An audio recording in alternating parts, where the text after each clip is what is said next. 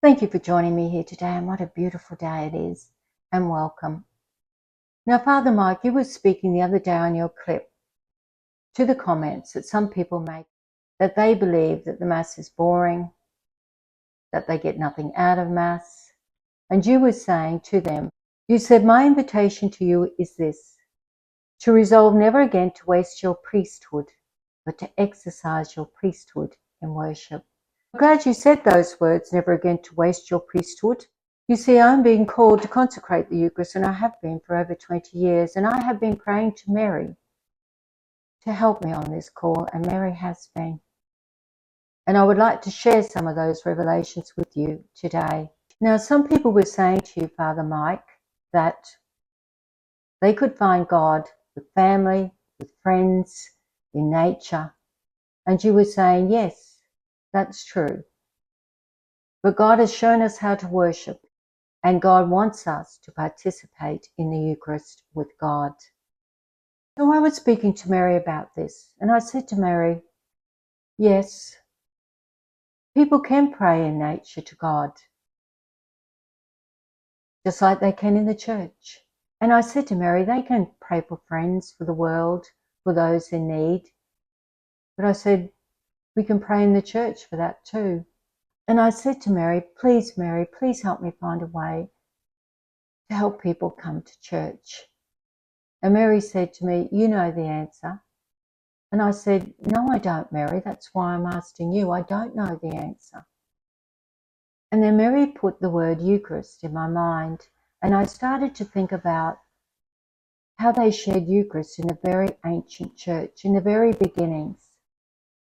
In 1 Corinthians 11:33, we see here from the very early beginnings of Christianity that local Christians opened their homes for people to come in and share the Eucharistic meal and drink wine, representing the body and blood of Christ. And suddenly Mary spoke to me and she said, God is there. God is there.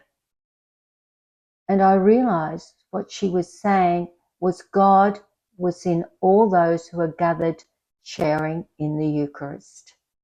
And I thought, yes, you're right. You are right, Mary. It seems so obvious to me. And Mary put in my mind that it is a gift. It is a gift from God.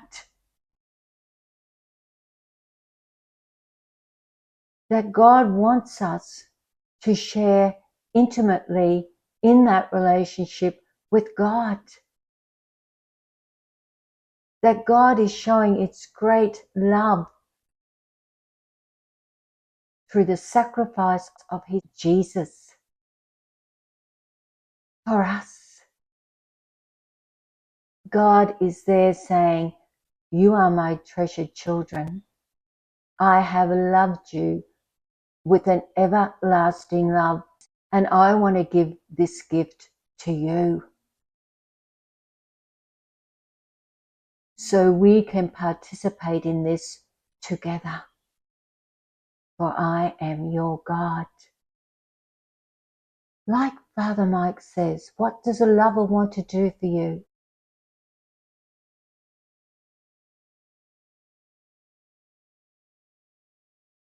A lover wants to shower gifts on you, to show how much it loves you,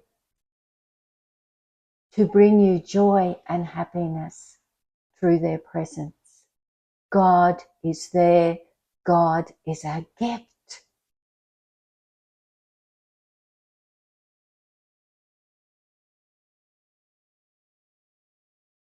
When we place the host in our mouth, we are entering into relationship with the sacred. We are to revere it. We are to worship it as something precious, as a gift of sacredness, of love, of compassion, of mercy, of empathy and forgiveness that has been given to you. The host fills you, it transforms you, The priest is the vessel that consecrates it, that fills the cup, so you may eat and drink from it.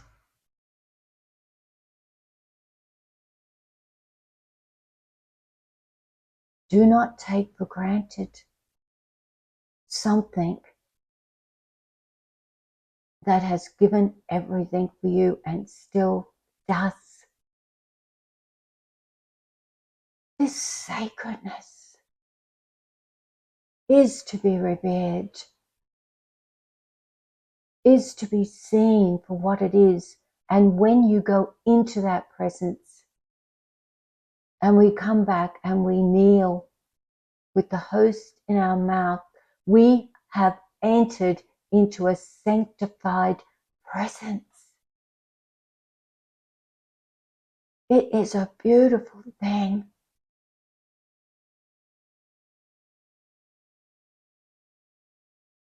You do not know the gifts that God is filling you with.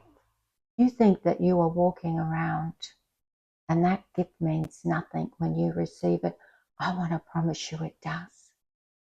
I want to promise you the transformations, the love that is never ending. You will feel it in the friends you see, in the family you love, in nature where you sit. But the gift is in the church. It's in the Eucharist. It's a gift, and you cannot get it anywhere else. Father Mike, you gave an example of the Blessed Helena speaking about a message that she received from Mary. And I quote, "The offerings which most pleases the Lord is when you offer yourselves as a holocaust to Jesus, so God may transform you by his own merit." Yes, as Mary said, there is God. There is God. We have a God that loves us despite our failings and faults, that wants to pick us up, that wants us to rise, that wants only happiness and peace for us. Can you believe that? Yes, it is a gift, Mary says. If you wish to partake of that beautiful gift, come to Mass. And when you walk in, think of it as a gift that no one else can give, nowhere else, but in that church and with that God. I thank Mary for her wisdom as always, and I want to thank you for listening. And Father Mike, you are right in so many ways, but especially when you said, never again to waste your priesthood.